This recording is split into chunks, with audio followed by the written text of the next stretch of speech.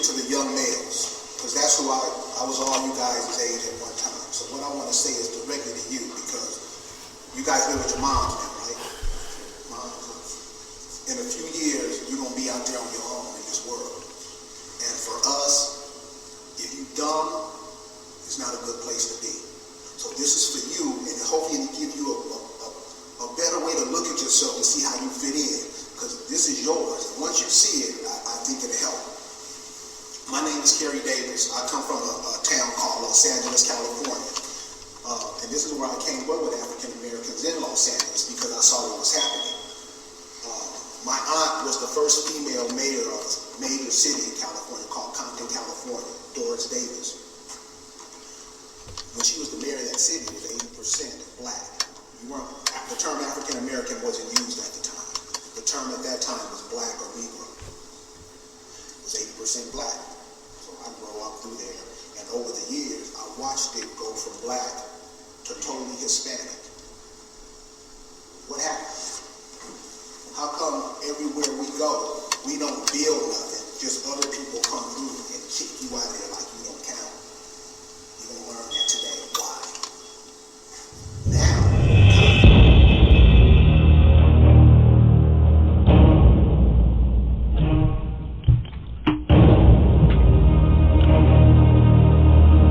there's been an awakening. Have you felt it?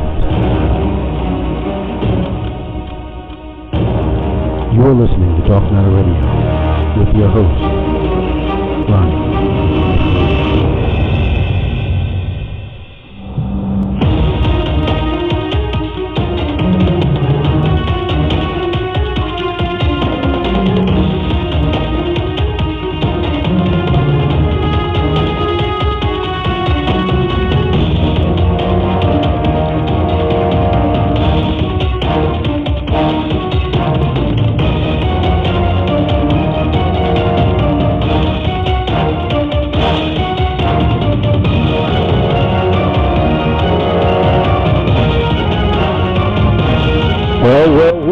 Once again, here we are at it. This is Dark Matter Radio, and welcome to everyone around the world, wherever you may be in this beautiful world that we're in, whether you're in Canada, the United States, Mexico, whether you are in South America, whether you're in the British Isles, even in Switzerland or Finland.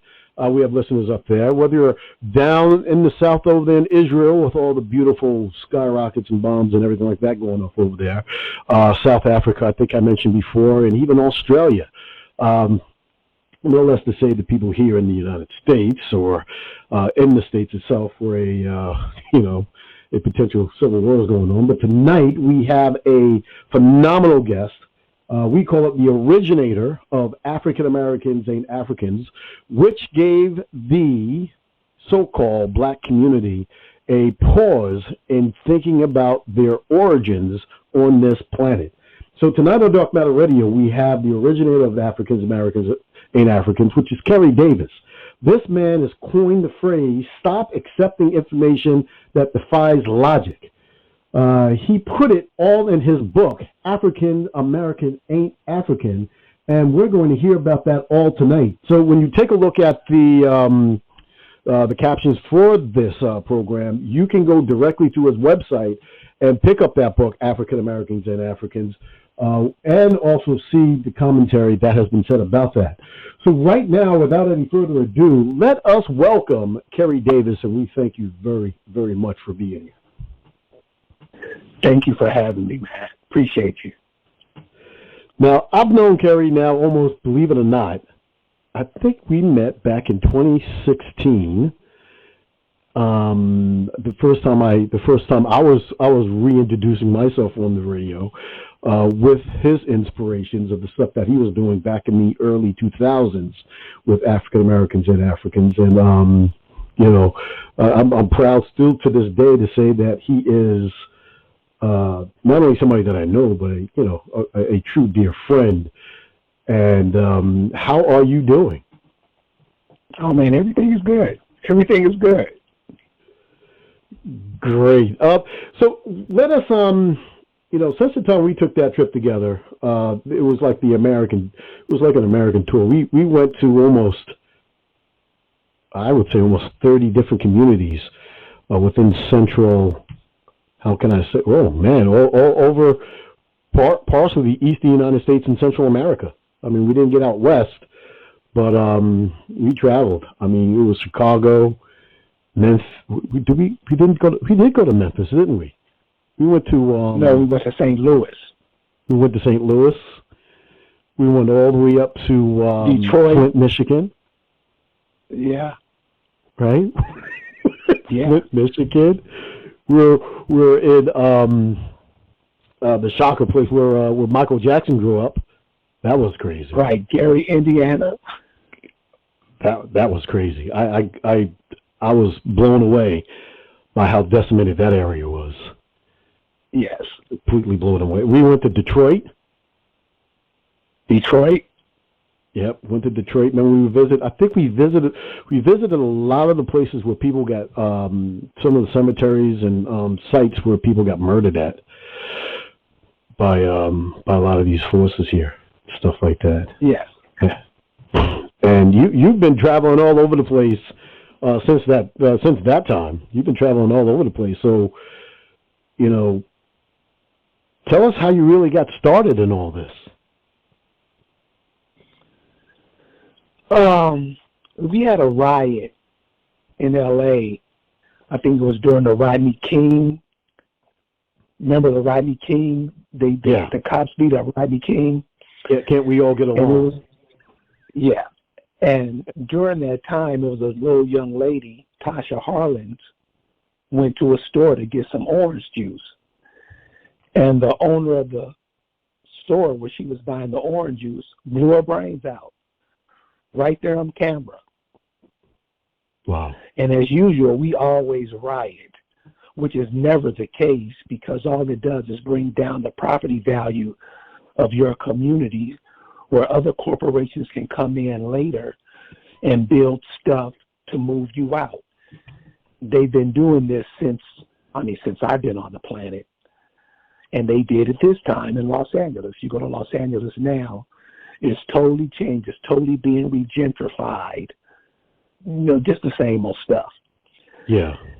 And at that time, I was kind of wavering on that because that Pan-African movement was going on in America during that time. Yeah. Excuse my voice. It's cold out here. And so I was just getting out of that Pan-African movement, and a brother comes up to me and he goes, "Yo, man," he goes, "all this is BS." He said that it's not true. Just a cat who I've never seen before. We just got to talking. Before that time, you hear the stories from your family, from your grandmother, your grandfather. But we had a lady in the community named White Eagle. Never forget her. She was the oddball in the community because of what she was saying. And she was telling us we were indigenous. But we had been so indoctrinated into this black, African-American paradigm that we all thought she was crazy. She wasn't. So she was teaching a lot of stuff on, indigenous matters. And I thought it was, interesting. So I kept up with it. And that's how I really got into it. The guy who told me you have to read this book by this lady, Radine Amin Ra. I read that and went out to check her out. And dude, it was, it's been on ever since. I heard of Radine. Radine is, I think she's in North Carolina right now. She had like a retreat or something like that. Yeah, in West Virginia. West Virginia. All right. Yeah. Wow. So that's how you got your start. Now, did she also teach you a lot about what was going on in terms of this whole entire subject? Yeah. She, basically she was teaching a nature aspect of it. How we're not a part of nature anymore. you know, and how the indigenous people are a part of nature. They're part of the land. They're part of the tree. I mean, they're part of nature.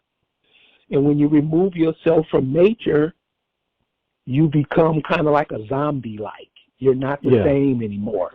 So now you're not connected to the land. You're connected to concrete and cement. You know what I'm saying? I hear you. Yep. So when did you start doing your videos? I started doing the videos in LA around 2008, 2009. You know, I was just going around the community where I live because I grew up in Los Angeles. And as you know, there's a huge homeless population there. Yeah. And so I was, you know, would go around and ask people, you know, dude, explain how we're African. And nobody could explain. You know, they would just explain or repeat the talking points that were shoved down their throats. They could not explain it. So I would ask questions. And that's what I always do, ask simple questions that a 5-year-old can answer.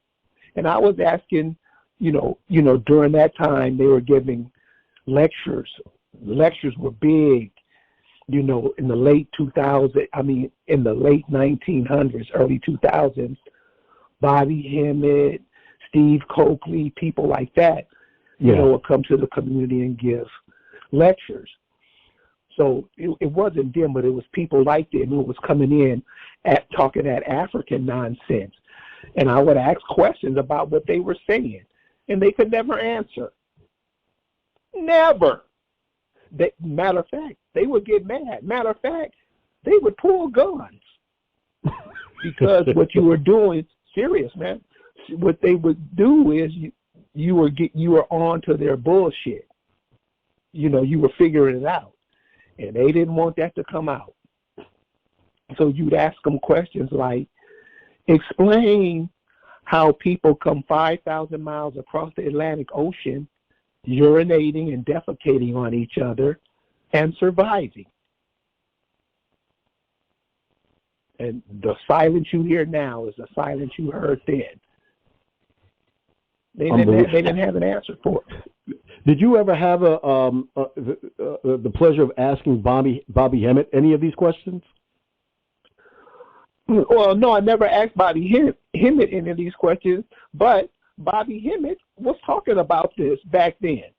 He was saying that. Bobby Hemmett's one of those cats, well, to me, because I've never met him. You know, I've seen him at his lectures, but I never met him.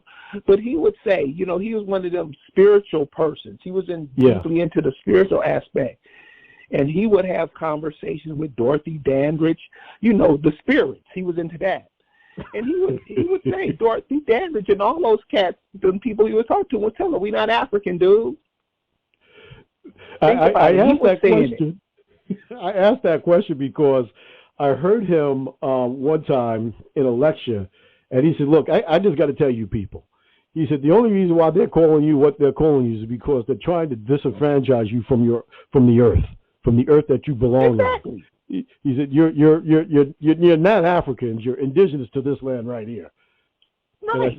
So I'm saying to myself, he was saying a lot of things that you are actually saying about how a lot of stuff didn't happen the way that they said it happened. We'll get into that, but yeah. Right. And it's not just Bobby Hemmett, but Martin Luther King. In his I Have a Dream speech, he says it. I mean, Frederick Douglass, that's going back to the 1800s. He said it. So it's a lot of people who have been talking this stuff, and the lady that I was talking about earlier, White Eagle, she was saying it. So it was a lot of people saying it, we just didn't pay attention. And I think that Roots story really threw us for a loop. Now, there's a lot of people that like that movie, Roots. Now, give us a little insight about what was going on with that. Well, I tell you what, I'm here in Alabama now. They're playing it down here now. Dude, it's the stupidest movie. I mean, in 77, if it's this stupid now, in 77 when it came out, it had to be stupid then. You wouldn't believe it. It's nonsense. that we didn't pick up on it. I was a kid at that time, but being that we didn't pick up on it is a shame on us. Because really a lot of people, like you said, we're into that today. We believe anything that comes off the TV. If it comes off the TV, Jesus might as well have came and told us. That's right. So that was the first time, I think, in history that they put something like that in the movies, and everybody around the world took a look at that and then got an impression of what the actual people, I mean, because before then there was no real term African American when that came out. Is that correct? No, there wasn't. And that's what I'm saying. So, well, it wasn't even out when Roots came out. African Americans came out in around, I'll tell you what African Americans hit, and you'll see the connotation that it holds. You know, African Americans came out when hip hop came out. The exact same year. So right there you can see there was always an agenda for that. To cut you off, like you said, you know, from life, to cut you off from nature and put you in that I don't even call it music because no instruments are used. Yeah. It's only machines and, you know, electronic stuff. No instruments are used. So you have to look at how, you know, this was brought about. Hip hop, it wasn't called hip hop then, it was called rap. Rap and the term African American came out at the same time. Wow. That's pretty deep when you begin to start thinking about that. And when you're looking at all this, what did all this prompt you to write the book? Well, to be honest, have you ever heard of a book called Miseducation of the Negro? I heard of that, yeah. Do we remember the author of that one? Miseducation of the Negro was Carter G. Woodson. Okay. The book, now check this out. This is how much we're into information and learning and passing stuff on to the generations and stuff. That book was published in 1933. Wow. Do you know, so that's what, 90 years ago? 89 years ago? Yep. To this, 91 years ago. To this date, that book hasn't sold 1 million copies. Really? Yeah. We're what you call the black person, what you call the African American person, what you call the Negro, learning really isn't, you know, at the front of their list. I'm not saying everybody's like that, because surely there's a lot of people, but really learning and changing their lots in life, or changing a lot of the lot in life of children and the whole nation, we're really not into that. We're really into integrating and being with other people and doing what other people do. And you can see that clear as day now.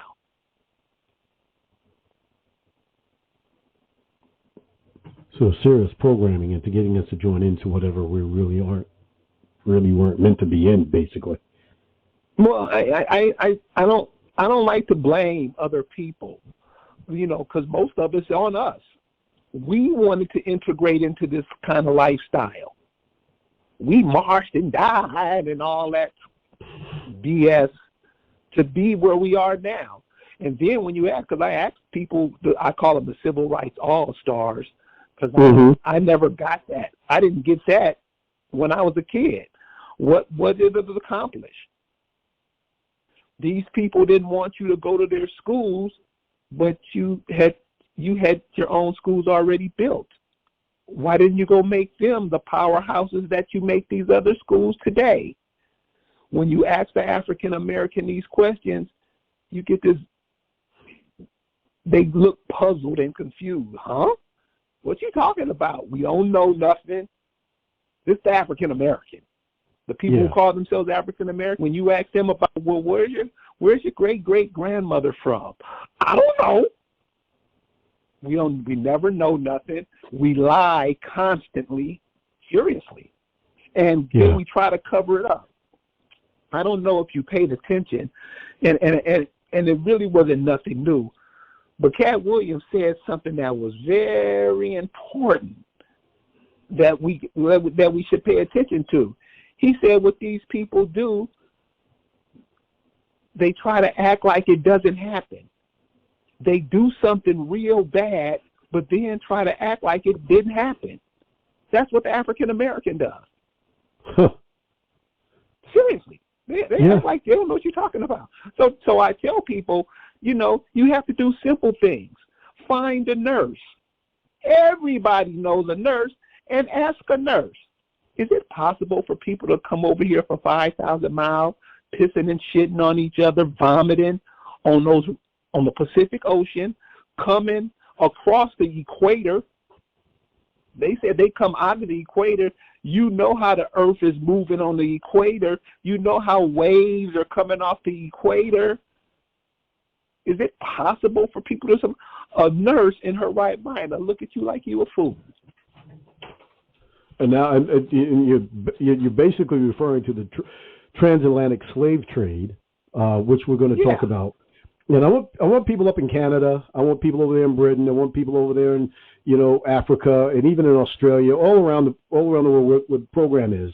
I want you to understand that what he's talking about is how the so-called Black American, who is now called the African American, how we are actually really made to view ourselves and who we truly are as beings of people, and it's not by the descriptions that were given to us in this narrative, fake historical context, including the transatlantic slave trade, which the author of African Americans and Africans, Kerry Davis, is going to actually really explain. So when you get down to this, is this the root of why you wanted to write this book? Well, yes, I wanted to write it because what do you call the youth of the day, the 18-year-olds with their Generation Z or something? Yeah, something. They're starting to read more. I basically wrote it for my children and grandchildren. Because you guys gotta know. You gotta start thinking, because if you go to school, basically, I don't care what college you go to, if you go to school, basically you don't think. You just repeat what you're told. That's what school's all about. You really don't think. Nobody never thought, the teachers, when I was in high school, they were telling us we're African, and I would ask them to explain it. Explain how we're African. Explain it, and they couldn't. I would be charged for disrupting the class. It's funny that you say that, because I remember in school they get down, they're talking about everybody's nationality. Then they get down to the so-called African Americans and where they're from, and they got this one page in this history book with these little tiny pygmies in there, and they say, "This is you." That doesn't look like my family. Right. Nothing wrong with pygmies, you know what I'm saying? But right. No, that's what I'm saying. Or they just use it to disintegrate the mind, and you see where it has gotten us today. In all aspects of life, like Neely Fuller says, religion, law, labor, economics, all of that. We don't think, as we're connected to nature, how would ants use what they do as in economics? They would be a powerhouse. How would birds go about, economics? They would go to something that would favor them. What you call the African American, damn near everything they do doesn't favor him. It favors somebody else, and they beg for the crumbs, right? That's how they do it. Yeah. I have people, you know, I have people where I'm from, you know, so this is a simple thing for everybody in America to do. Go to where your great-grandmother's from. Look at the schools. So every state will list the order of schools, the best schools to the worst schools. Look at the schools where your great-grandmother is from. They're last on the list. It's incumbent upon us to put those schools back on the map. We don't do that. We want to put other schools on the map. That's what the African American does, right? That is right. That is right. So for those who aren't really familiar with the term African Americans ain't African, what does that actually mean in the context of the book? And what does the term mean, period? What it says, African Americans ain't African. The people who you call African American, people who you call black, the people who you call Negro, the people you call color, the people you call Indian, this is going back. The people you call savage, the people you call nigger, those are names other people gave them, and they took those names and turned it on themselves and started being what those terms are. And that's what your first chapter of the book is about, right? What is an African American? Yeah, what is an African American? And nobody can explain it. Nobody can explain how you pile 500 people on top of each other in wood-driven ships and come across the Atlantic. I mean, if you ask a 15-year-old that, they would say you're crazy today. But if you ask a 65-year-old person that, oh man, that can be done, you just don't know. They will take it and run with it because that's all they know. Like I say, they don't think. Somebody can, man, and you know it. You can tell a black person over here anything, and they'll believe it. Especially when it comes to religion, they have the book in their hand. They don't even read it. They don't even read it. And any person that reads it, they'd be like, this is poppycock. So that's one of the problems. So they'll tell you that, well, yes, we did come here because we came here off all these slave ships that they had. Thousands of slave ships. Right. But wouldn't all the slave ships be in the Caribbean? Wouldn't all the slave ships be on the east coast of America? They love to show their conquests. That's what the museums are about, aren't they? Yeah. They go to other people's lands, take their antiques out of there, and put them in their museums. Where are the slave ships? They have a story down here about some slave ship called Clotilda or something like that down in southern Alabama. Mm-hmm. And when you ask them, so you say they came across, went all the way around Florida, came up the Gulf of Mexico, and came to Alabama. One ship.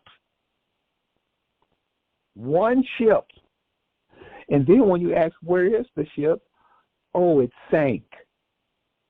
For real? And you have a whole bunch of Negroes down there pushing that story. This is where we are today. But Kerry, now they spend hundreds of thousands, if not millions of dollars on these African American museums. I'm sure that at least half of them have ships in there that they show people on how people came over here. They have replicas. They are built, like you say, they spend millions of dollars to do that. Do you know the size of the ships back in those days? And matter of fact, I don't think they even came across the Atlantic ever. Because so what did they do during hurricane season? Stopped operation, Yeah. See, we don't question nothing. Whatever they say, yes, boss, and we go with it. Everything they say. Well, how do you get over here? I mean, well, look at a map and you figure it out. It's simple. We don't, like I say, when it's trying to educate ourselves and trying to figure out stuff, we're really not into doing that. We're used to taking orders, and that's what we do. And believe anything that those people give us those orders, such as believing that these ships actually really did exist when they really didn't exist. Right. No, I don't see them. Where are they? If you tell me they bought so many millions of slaves, forget about United States. Let's talk about the Caribbean. If you've been to the Caribbean, and I'm sure a lot of people have, you would see ships all over the place. Well, how'd they get over here? If you look at a map, simply look at a map. Look up in Europe. Look at England. Don't they always tell you about some people called Vikings? Didn't they come across Iceland, Greenland, all down into Canada? Wouldn't they still take? We don't think, man. And that's the problem I have. We don't think. You don't tell me what to do. I don't have to think about it. I've had people tell me that. I don't have to think if I don't want to. I'm like, ma'am, you have children. I don't like thinking. It made my head hurt. Really? Ants think. And we're really not into it. I mean, seriously, this is African American. This is 90% of African Americans. So basically, an African American is a made-up construct that never really existed up until somewhere in the 80s. Yeah, it's a made-up construct designed to turn people into zombies. That's what you have now.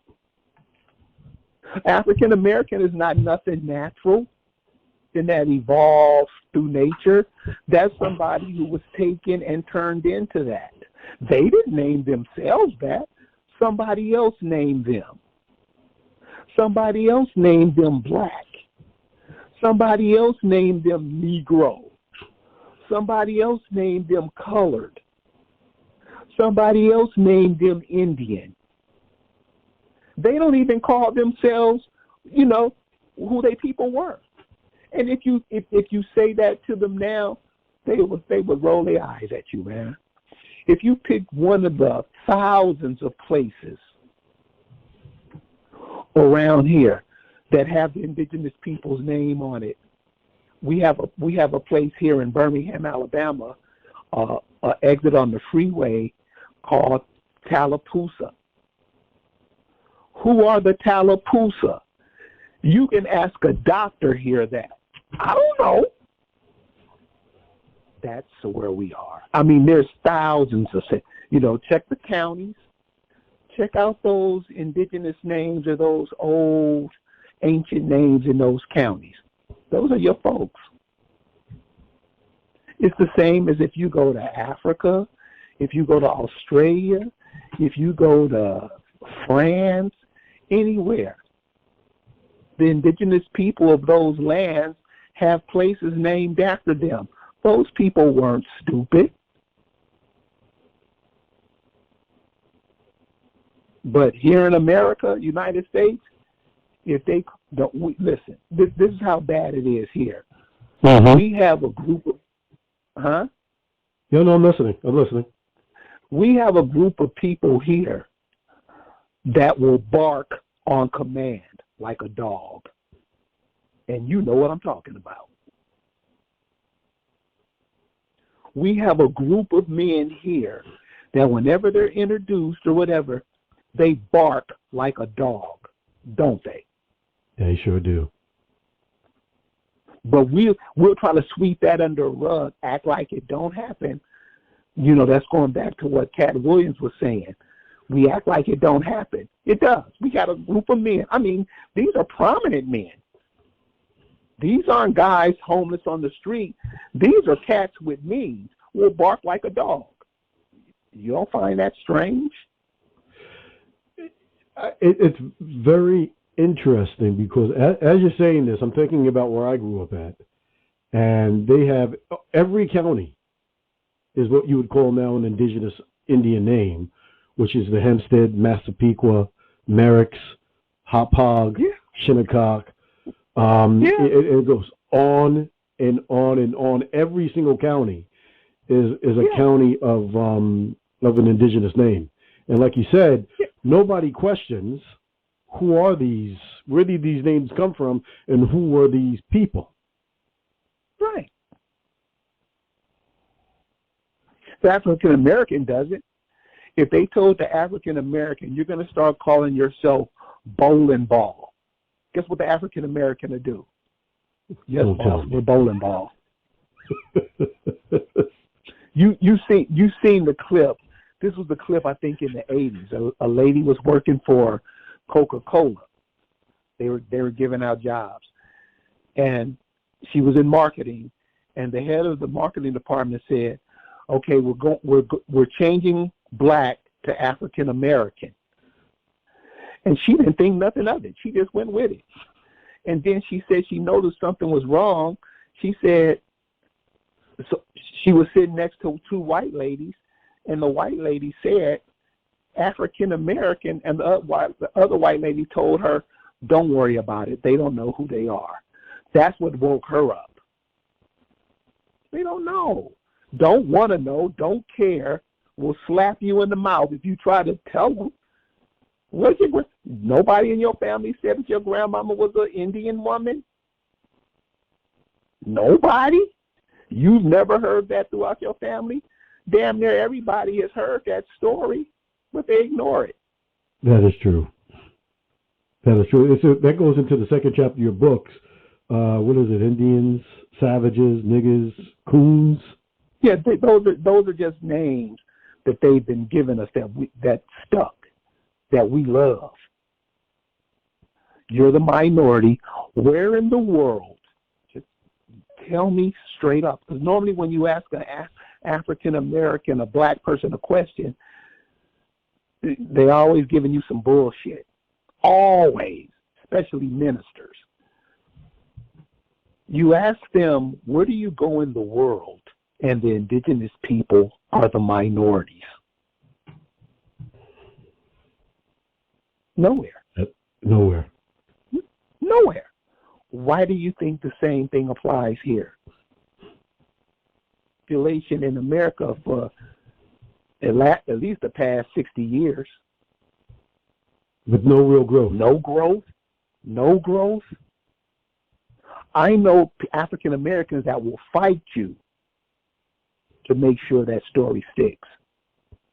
When you were at a time in history where the women, and check this out, this is what an aunt told me.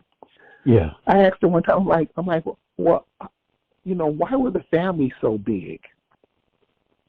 She said, you don't look at things today how we looked at them then. So if a woman had 15 kids, we didn't call them 15 kids. We called them 30 hands. Oh. Because you can do more with 30 hands than you can do with 15 people. I was like, damn, I never thought of it like that. Because you don't think. They looked at them as hands because hands got things done. You try to explain that to the African American today, they will cuss you out. So people come in and call you things. They used to call you savages, but they were the savages. Yeah. They used to call you niggers. You took that and made that your own personal name. And coons. So the coon is what you do. Somebody is kicking you in the ass, you just bend over and beg for the ass. That's what a coon is. So that's cooning. Somebody always laughing and shining while they're being degraded. That's a coon. Your politicians are coons. They see what's happening in all these places. Now check this out. Now, this is a perfect example. You have a guy, the mayor of Jackson, Mississippi, is an African American. Jackson, Mississippi is a huge indigenous population. You have a cat who will tell you his great-grandmama was an Indian. But all they do is put up all this African-American nonsense, confusing the people even more. And you've seen what Brett Favre just did to the poor people in Mississippi. What did he do? He stole the money. He stole the money from the AFDC, the food place, where people get food. You know, when you get like food stamps or whatever. Yeah. He stole millions from that. Nobody saying nothing. The mayor, nobody saying nothing. They don't even think that the reason they don't say nothing because they don't believe nothing belongs to them. They're African. They're thinking about going back to Africa. With all the problems Africa is having now, that's what they think. Their minds are over there. Save some other place rather than save the place you actually came from because you've been disconnected from it. Ding, ding, ding, ding, ding. I know. If you've ever been to Mississippi, yeah. If you've ever been to Alabama, if you've ever been to Arkansas, Tennessee, absolutely beautiful places. Beautiful places.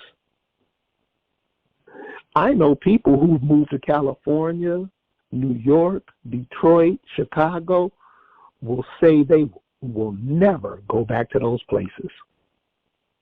Wow. Just give their homeland away. That's what the African American does. How instrumental was this figure, Walter Plecker, in creating what's happening now? Oh, major. But let's not forget his lapdog that many African Americans love to kiss in the mouth, Marcus Garvey. Walter Plecker used Marcus Garvey on you. There's a famous picture of Marcus Garvey and Walter Plecker, damn near kissing. Unbelievable. To disconnect you from the land. That's what for people who don't understand who Walter Plecker is, I just wanted to just give a little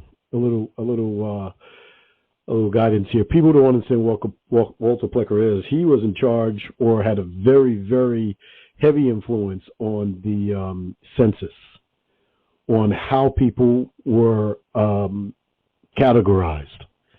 And he had designed the blueprint on recategorizing a whole entire civilization that was at that time named American Indians, not Native Americans, but American Indians.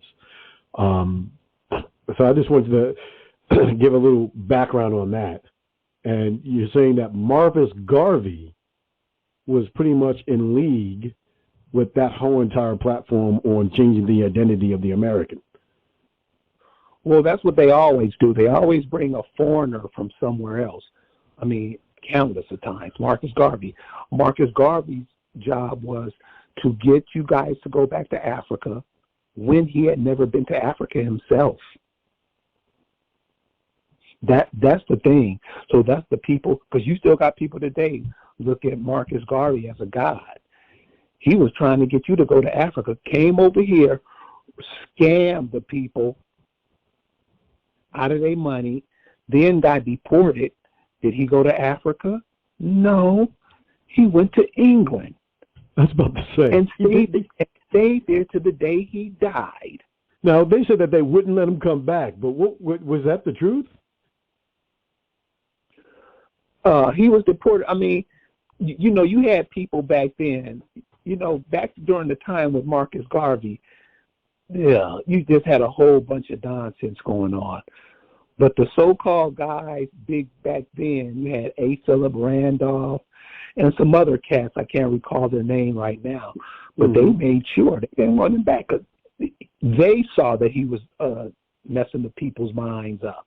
I think he was deported for life.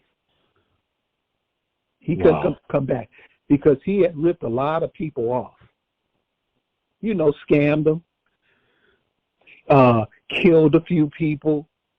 They say, this is allegedly, that a woman from Africa was here doing the same thing Marcus Garvey did, and he had her killed. This is allegedly. So this is, if you notice, this is the kind of stuff that Negroes get caught up in.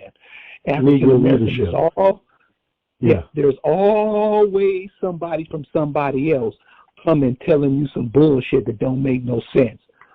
Two names that come to mind: Stokely Carmichael with the Black Panthers, that really put a hurting on the African American community, and Louis Farrakhan. These people are from other places. They're not from here. And we give these people more love, money, anything to make sure that you remain dumb. If you look at the Black Panthers, whatever happened to them? What happened to them? Check out. If you really want to learn about the Black Panthers, check out the check out the setup of the organization. In 5 minutes, you should know. If you don't, ask somebody. Stokely Carmichael wasn't from here. He was from Trinidad and Tobago. Took the term Black Panther from a group in Alabama who were fighting in fighting to vote, trying to vote. He took that term, took it to California, and from a gay Japanese man who taught who was in charge of teaching the children and getting weapons. He was CIA from the beginning. I don't know how these Negro. This is the stuff we do. And was that part of the Boye, the Black Boye as they call it? The Black Panthers, yeah. I say so because one of the things that the Black Panthers did, you'll notice that all the children were killed, and the adults in the organization went on to be politicians, teach at universities, so on and so on. That is true. I'm not saying this. This is what happened. So when you say, are they boule? Many of those cats were in these Greek fraternities. What is that?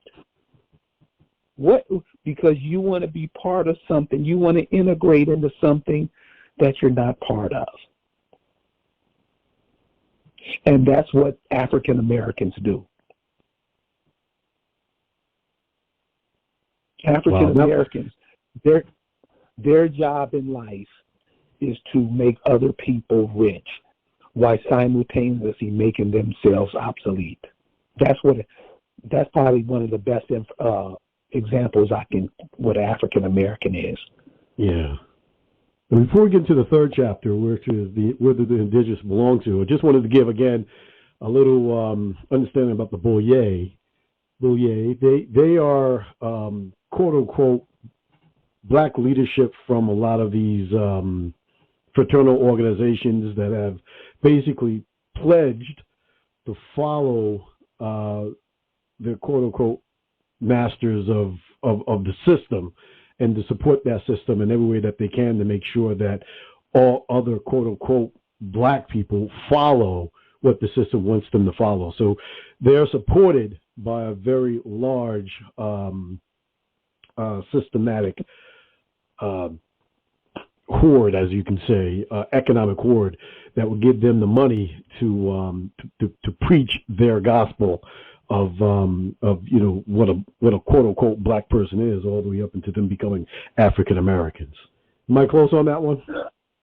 You're very close. Matter of fact, you hit the nose. But if you really want to get into who the Boule was, knee deep into it. You want to check out a guy, and I know you know who he is. You want to check out a brother, he's passed now, named Steve Coakley. That was Steve a deep Coakley brother. tells you when the Boule started, when they started, everything you want to know. Steve Coakley, Boule. Pull that up on your search engine. It will blow you away. And many of your daddies, granddaddies were a part of it, are a part of it today. Their job is to make sure you keep getting people wiping their feet on your face. That's their job. Along with a lot of the black churches, quote unquote black churches, preachers, ministers, whatever you want to call them. We're all a part of that, but we won't get into that too much today. The third chapter of your book goes into the indigenous belongs to a place. Can you expound on that just a little bit? I mean, we've been talking about it, but what place does this indigenous belong to, and who are they really? Well, Chinese people belong to China. Swedish people belong to Sweden. Australian people belong to Australia. What do black people belong to? When you really think of the word black, what is black? Nothing. Dead. When you close your eyes, what do you see? Black. You see nothing. When you're wearing a black jacket and it's night, somebody always tell you got to wear something so you can be seen. Where's black people from? Where's the land called black? I mean, these are simple questions. We don't even ask. We don't even ask. So, you belong to a certain place, the name of the place. So the name of America, it depends on how you pronounce it. You're pronouncing it how the people who came over here and colonized you pronounce it. Here's an example. You can get this. Mm-hmm. Do you think people who live in the Central African Republic, do you think they call themselves African, or do you think they call themselves what their ancestors called them? What their ancestors called them. What did their ancestors call themselves? Don't people name themselves? Isn't one of the things you see with the so-called African American, they always giving themselves their own names? They're always coming up with a name to, everybody does that. The African American calls himself what he's told to call himself. He's told to call himself black. Your great-grandmother, your great-great-grandmother and grandfather didn't call themselves black. They didn't call themselves African American. They didn't call themselves Negro. Those were names they didn't speak English. No. But that's what we do, and we're proud of it. So, like you said, where does African American, where would they even think of saying African American? Because there is no such thing as an African American in what they now call Africa. It goes back to what you said when we first started. It's to disconnect you from nature. Long as you're disconnected, and to show you how messed up we are, this young lady, was talking, college graduate, thought she was smart and blah, blah, blah. She goes, what does being connected to nature have to do with anything? I'm like, oh boy. Is oxygen a part of nature? Is water a part of nature? What are you talking about? You're cut off. You're not You don't think about growing anything. You don't think about the trees. You're into the concrete. You're into wearing rubber shoes on concrete. You're cut off. They don't even see it. So that's what I mean by they name you to cut yourself off, because remember, whatever you say, you're going to do most of the time, not all the time. The African Americans say something and never get it done because they're cut off from nature. Cut off from the very land upon which their forefathers actually came from. Exactly. There's a book called Primitive Man of Ohio. And in the very last chapter, now the very premise of the book was to set a lot of things straight with, it was made in 1887, I believe it was, 1897. And what that book wanted to do was to get straight a lot of the archaeological stuff that was being turned over and looked at, whatever. And he said that they wanted to make sure that they had history straight. And in the very last chapter, it says that the original American, that they dug up themselves. And, you know, they don't really, when they're doing all this DNA stuff, a lot of times they don't really dig up our people to bounce our DNA off of it. When I say our people, the indigenous Americans. And what he says that these people that they dug up had absolutely no Mongol or Mongolian features at all, period, and that they had more Negroid features. Term again, they developed for themselves or distinguish themselves from the other races on the planet. More Negro features, and that these people were definitely not from anywhere else but from America, which we would call them the American race. And again, using the terminology or the pronunciation of the people that came here, bouncing off what you're saying, that, you know, these African Americans, which have been misclassified for God knows how many years, and purposely, and disconnected themselves off the land, are actually what they know them to be, which are the people of the American race. And this is why in your fourth chapter you said that the transatlantic slave trade was actually a myth.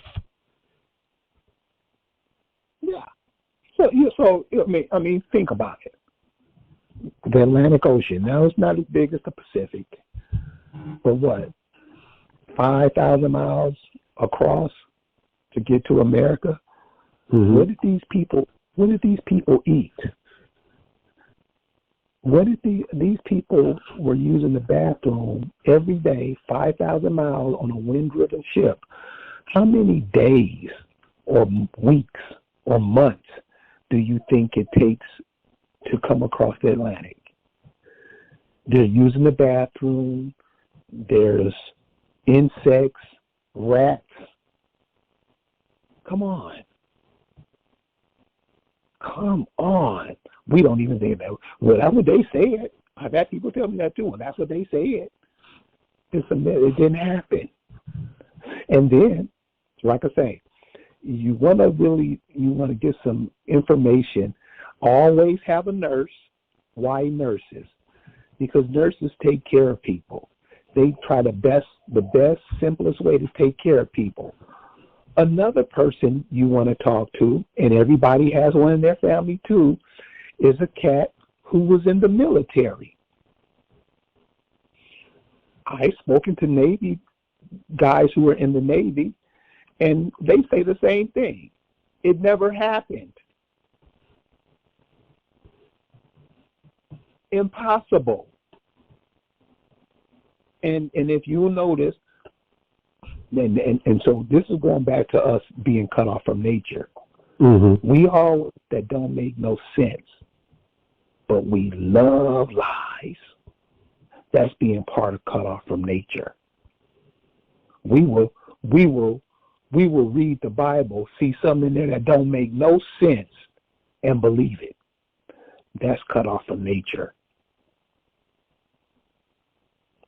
You'll read the Bible where it says two men create a woman when a female has already been created. Believe that. Teach that to your children. And you do that because you're cut off from nature. And when a child asks, how did I get here? Nature. You naturally, your mom and dad. We ignore that and believe the lies. The African American does. Now, I'm sure there's people all over the world who believe the same thing. The same thing that's going on in America, I'm sure is going on in other places in the world. But since this is my home, this is what I'm talking about.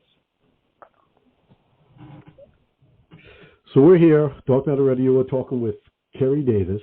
He is the author of the book African Americans and African. He also coined the phrase African Americans and African to signify that there is a whole entire race of people who has been misclassified and disenfranchised from their own land. And he has been now for almost 20 years educating and bringing people's awareness back to who they truly are as beings of people. And in his 5th chapter of his book, he gets really into that, about the indigenous place and centers where they belong in the Americas. Instead of saying, the African American, the misclassified African American, what name or what would you actually give them a call, and where at in the Americas do you believe, according to your book, that they actually belong to? Well, I think since all places are named from colonizers, it's not called what the indigenous people of those lands called them. So I don't call North America North America. I call North America Central North America. Why do you call it Central North America? Canada is part of the Americas. Right.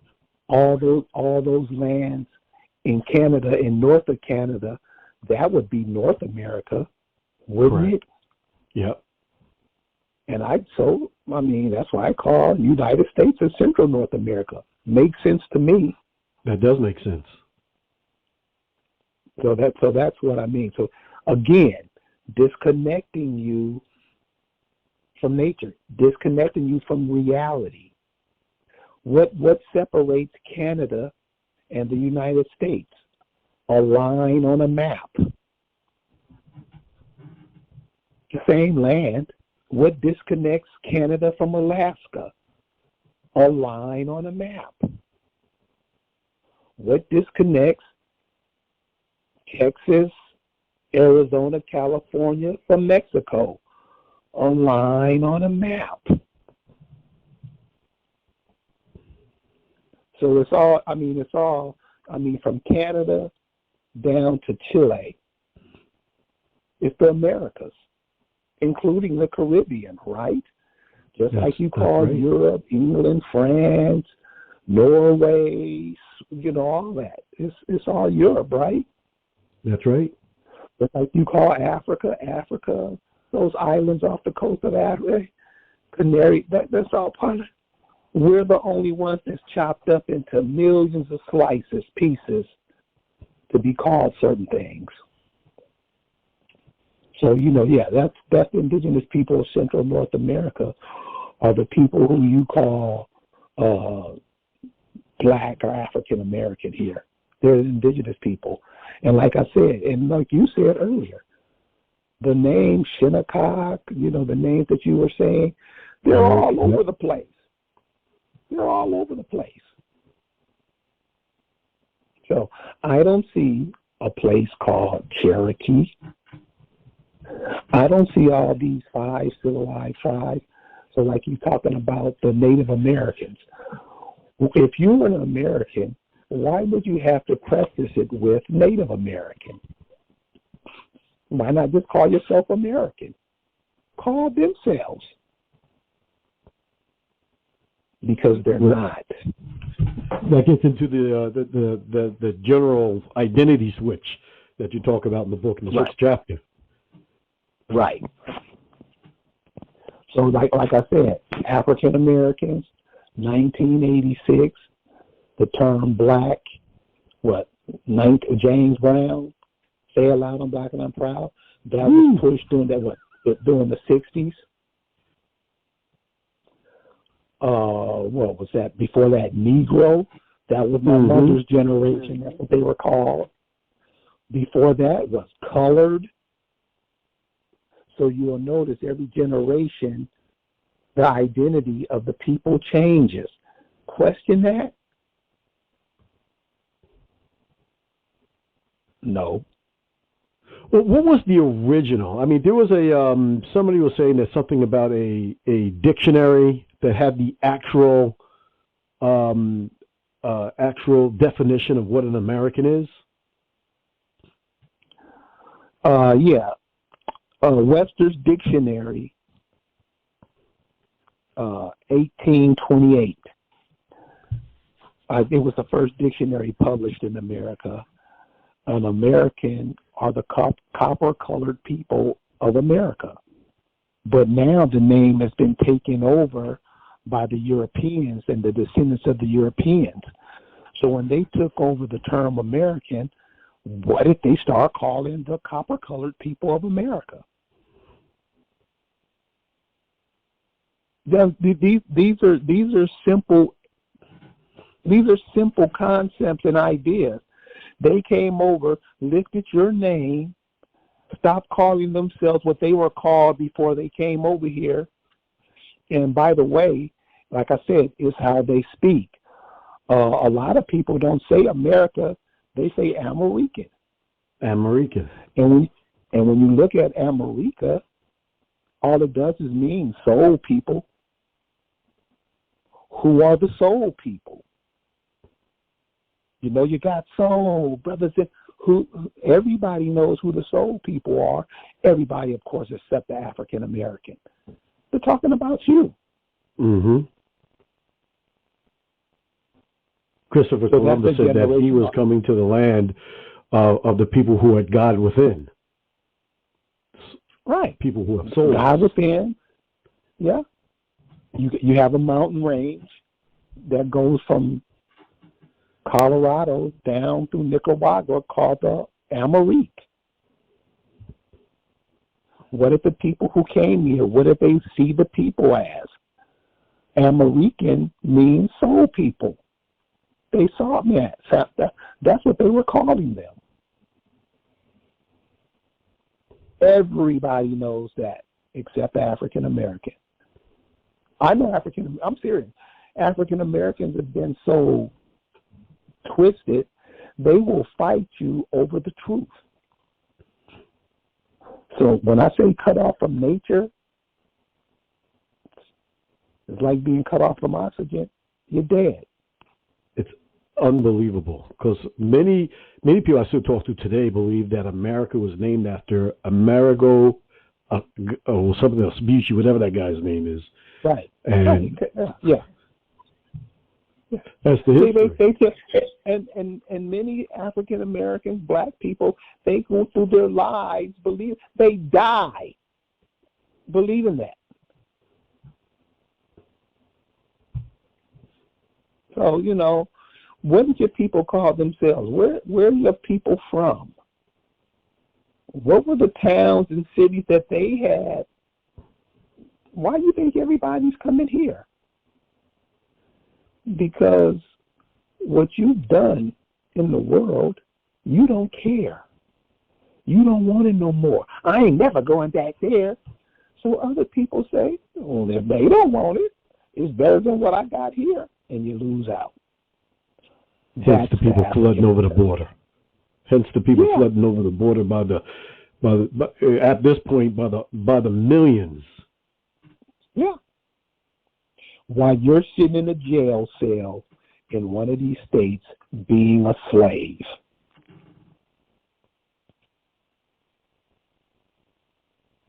So in your last chapter, it goes into, I believe it's changes. How do we change? Where do we go? Where do we go from here? What do we have to do in order for us to really begin to start letting the world know who we are and how we are able to really recapture who who we are and recapture our land back and have our land repatriated back to us, the original indigenous Americans. Wake your ass up is just that simple. And it will happen fast, quick, fast, and in a hurry. Because remember, everything the African American does today, they do it for somebody else. Oh, so let me. Here's an example I love to use.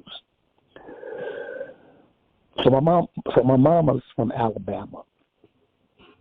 So when it was time for her to go to school, they was like, "No, nigga, you ain't going to school here." They started letting them into school, and you see what the University of Alabama has done since you've been playing football for them. You've seen the powerhouse that you have built. Now imagine doing that at one of your schools that you built.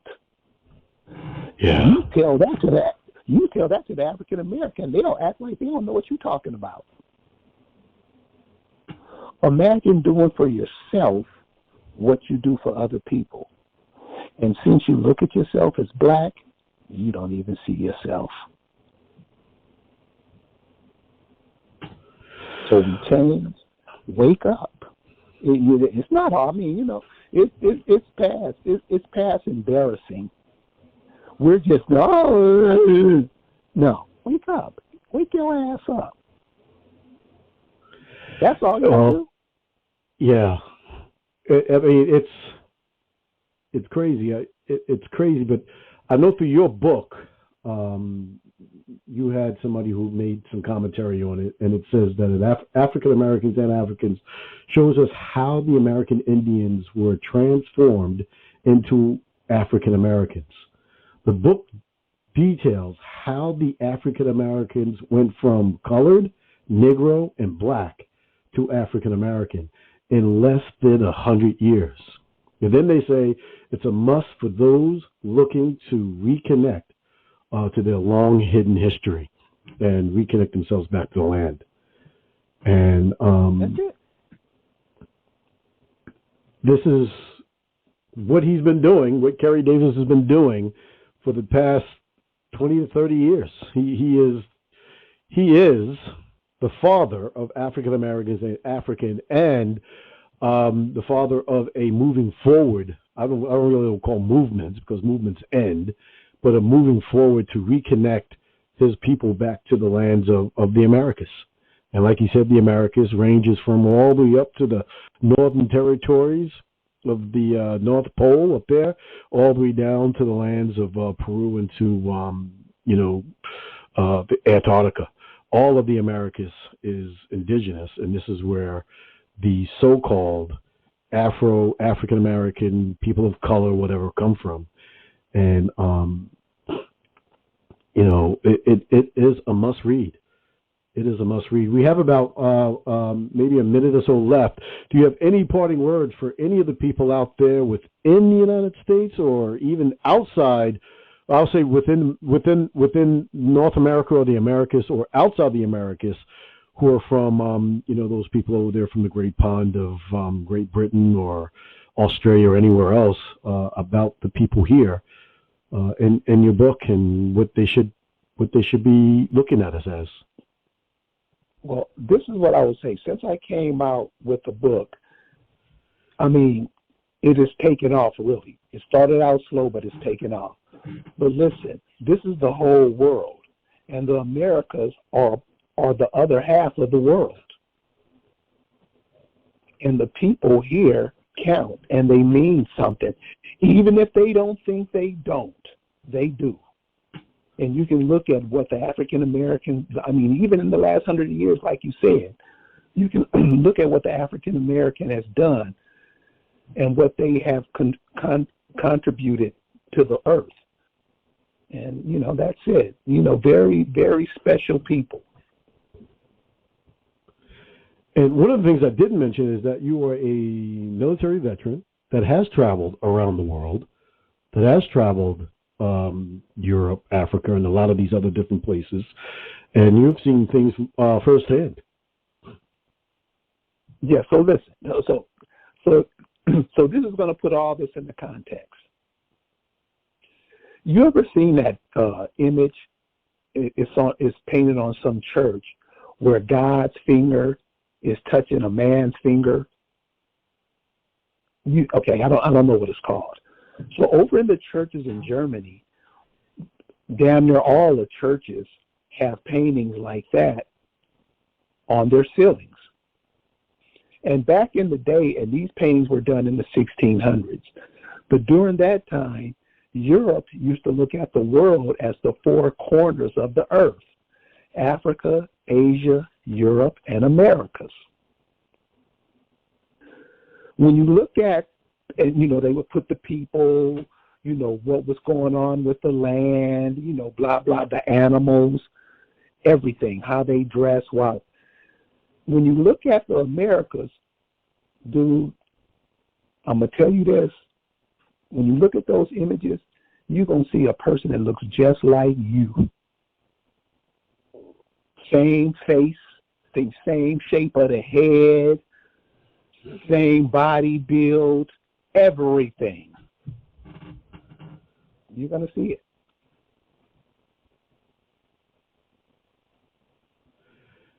So the truth is out there, and it appears that many of these other countries actually know that are out there, except for the people themselves, who are the actual people who've been misclassified and hidden and tucked away out of their own land. They've been trained, man. They've been trained. Just like you train a dog. If you train a dog that his name is Spot, when you call him Rover, he's going to be like, what are you talking about? Well, that's African American. And what I can say as we end this one, on this note, African Americans and Africans should be definitely a book that every indigenous person should own. Kerry Davis does an exceptional job in explaining contrasting circumstances and events that most people do not want to talk about or entertain or absolutely have no clue about. It's a must read, and anybody who is from around the world should pick up the book. His information is in the description of the program, and if you're listening on YouTube, just take a look at the description. Click on African Americans Ain't African.com, and I also put a link there directly that goes to his book. And as I say, Kerry, thank you very much for coming on today. And all the people that were there online that were, wanted to try to get in and ask a question or anything like that. We may have time the next time we get on, but a lot of times when we do the shows, I wanted to be able to give nonstop talk to the guest that is on, and we do appreciate everyone that is there from listening from wherever they may be around this beautiful world of ours. Kerry, thank you so much for coming on. I appreciate you. Man, thank you. I appreciate you. All right. Have a great night. I'll talk to you soon. Okay. Mahalo.